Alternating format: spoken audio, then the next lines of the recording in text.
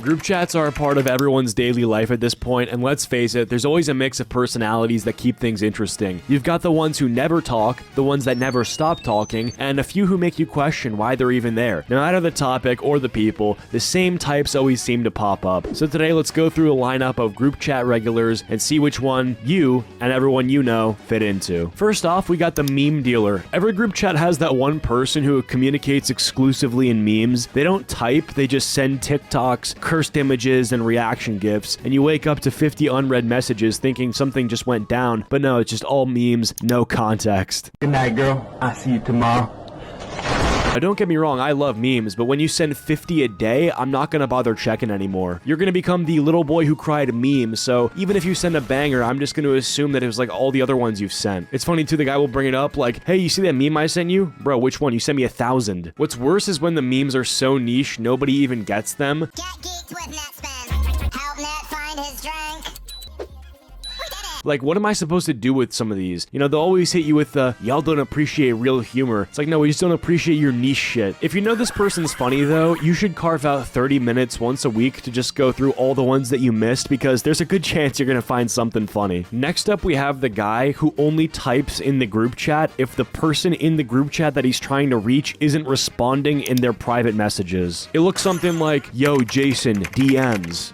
Bro, what? I'm sorry, what? Like, the motherfucker thinks he's Batman or something. What are you discussing that is so important that you had to tag him in the group chat to get his attention? How about you just wait for him to see the text you sent him? I also just can't help but suspect that you're also trying to make yourself look cool in front of the other group chat members. Like, there's no way that someone who writes, yo, David, check your messages, it's really important when you got a minute, in a group chat with 15 other people, isn't trying to get other people to be like, whoa, wait a second, he's talking about something really important with David, but I'm not David. What's so important? You know, it's gotta be some shit like that. Like, motherfuckers trying to be mysterious, you know? Because I feel like if you were not trying to, like, be mysterious in front of the group chat, then you would just wait for the dude to respond to your message. Next up, we got the plan organizer. God bless this guy. He's the only reason the group doesn't completely fall apart. They're the ones saying, okay, let's plan this trip. What dates work for everyone? Meanwhile, the rest of the group is sending random memes or arguing about something. These guys are so clutch. You know, they're like, I've created an itinerary for a weekend trip, and instead of thanking them, the group just ignores it or says, chill, we'll figure it out later. But when the organizer finally snaps and says, fine, I'm not planning anymore, suddenly everyone's begging them to come back. They're like the mom of the group, and we all know the group can't survive without them. This guy does not get enough love, so if you have someone in your friend group who's like this or in the group chat is struggling to get people together, please either help him or thank him once it's sorted out, because the amount of times that I've tried to plan something for the boys and try to round people up, bro, I cannot do it. All right, next up, this one's so obvious. The ghost. This person who's in every group chat, but may as well not be. They never say anything. They've probably muted notifications, archived the chat, and forgotten they're even in it. But here's the kicker. Whenever someone says, hey, maybe we should remove him, they pop out of nowhere and they're like, no, I'm here. Okay, so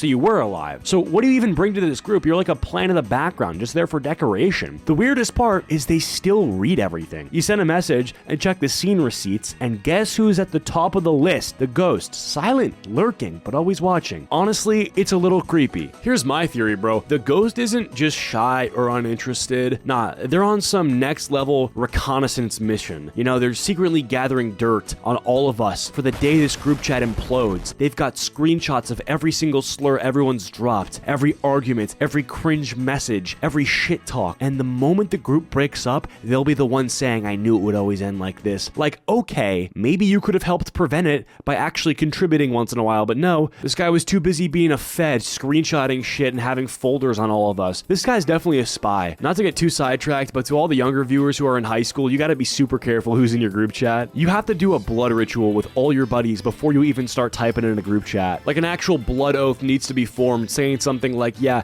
if I so much as screenshot something that one of us has said in poor taste, may my stocking be stuffed with coal for all of eternity. Something like that, bro. I'm not gonna sit here in high road tell you to say, oh yeah, just keep it PG. Don't say something that you wouldn't want to be shown going to your mom. No, fuck that. Just be smart, bro. All right, next up, we got the drama starter slash pot stirrer. You know this guy, he's an instigator. He lives for nonsense and chaos. He'll say something obnoxious like, yo, bro, you just gonna let that slide? To an obvious joke slash tease being made at a fellow group chat member. Or another classic trick they do is reviving dead beef out of nowhere. Hey, remember that one time this person didn't invite you to their birthday party 3 years ago? Like, why are you trying to bring up ancient history? This isn't a therapy session, it's a group chat. The worst part is they will sit back and watch while everyone else argues. Like, they'll start World War III in the chat and then disappear when you're over here now stressed, typing essays. Now they're just eating popcorn and loving every second of it. This is the last thing you need in any group chat. If it's a big group chat, then there's already going to be problems because there's so many people. You're going to have beefs forming naturally. You don't need some guy in there to just start shit for no reason. And you don't need it in a small group chat because drama starts there naturally too, because everything feels more personal. I don't know. I feel like, you know, maybe girls, it's one thing. Like, if there's drama in the girls group chat, that's kind of to be expected. But, you know, for the fellas, can we leave it to the ladies, you know? All right, next up, we got the inside joke guy. This guy speaks in almost exclusively inside jokes that nobody else gets. They'll send something random like, oh, this is just like the fucking toaster incident. So chat, two toasters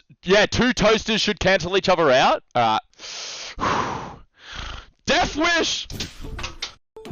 Oh, I think I just shit myself. Everyone's sitting there like, what's this guy talking about? It's funny for the 2 people that get it, but for the rest of us, we're just confused. And what makes it worse is they'll never explain the joke. You'll ask like, hey, well, what was the toaster incident? It sounds interesting. And they just hit you with something like, yeah, you know, you had to be there. Well, obviously I wasn't there. That's like kind of why I'm asking. Bro, it's just like the gatekeeping needs to stop, you know? The inside joke probably isn't that funny. It's usually something stupid like, oh, someone spilled water one time and they're just like, oh, you spilled water. That minus aura. It's like never that funny. Or I'll put it like this: the funniness never warrants the amount of gatekeeping. If it was the funniest thing ever, I get why you want to keep it low key, but it never is, bro. All right, next up, we got a person who never sends full responses and only communicates through emojis or reactions. You could be like, yo, Adrian, just confirming, like, you're gonna be here tonight. We're going to the movies. Guy drops a thumbs up. You know you're allowed to speak. Like, you can say, yeah, I'll be there. I can't be the only one who sees these types of people and concludes they want nothing to do with the group, because why would you be saying so little if you actually wanted to be here? And let's talk about reactions. This guy treats message reactions like they're his main form of engagement. You can send a long text and instead of replying or even drop an emoji, he just hearts it. Bro, I spent 10 minutes typing that and you're giving me this heart emoji? I think the funniest part of this is like the reactions aren't even consistent. You can say that you got a promotion and he'll hit you with the shocked emoji face. Like, he's shocked you're even employable. Here's the thing, like, I have fun with emojis, but at a certain point you literally have to use words. You're not a toddler. You can't just react your way through life. I mean, imagine this guy in a real life conversation. How's your day? He just shrugs, gives you fucking finger guns. No, communicate, please. So yeah, the group chat can be chaotic, but at the end of the day, these are your friends, so remain drama free. And with that all being said, hope you guys have enjoyed this video. If you have, leave a like. We'll do 10,000 likes for a part 2. And if you didn't, leave a dislike. And I'll see you guys all in the next video. Peace.